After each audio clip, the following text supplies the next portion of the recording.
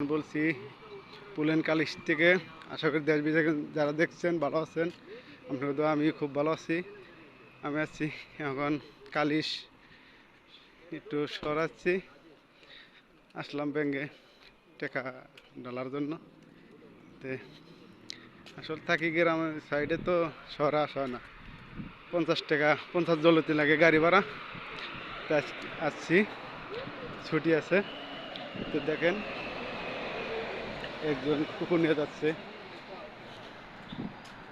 আসলে টাইম বের করে ভিডিও করা জানা, তো টাইমটা অনেক প্রবলেম। এক ভাই সাইকেল চালায় যাচ্ছে, হিরো ইমনি। দেশ বিদেশে যারা দেখছেন ভিডিওটা ভালো লাগলে শেয়ার করে দিয়েন। তো ভালো থাকেন, সুস্থ থাকেন, দোয়া করি। আসসালামু আলাইকুম, আল্লাহ হাফেজ।